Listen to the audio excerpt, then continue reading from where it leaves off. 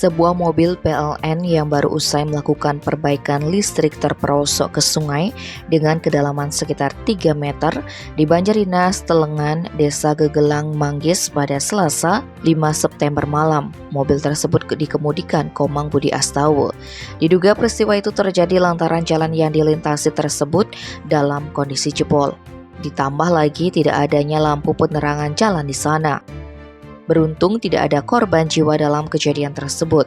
Salah seorang warga setempat di Ketut Pasek Sudiarto Rabu 6 September mengungkapkan peristiwa itu terjadi sekitar pukul 10 malam.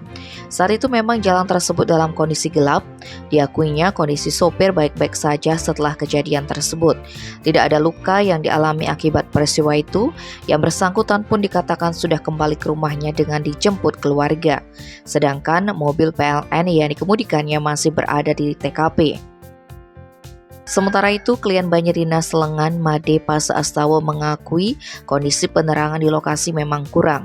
Sopir yang jarang melintasi jalan tersebut kemungkinan tidak mengetahui bahwa di sana terdapat jalan jebol. Pihaknya pun mengaku sudah melaporkan kondisi jalan tersebut ke Pemkab Karangasem dan ia berharap segera dilakukan perbaikan. Tim Bali Express melaporkan.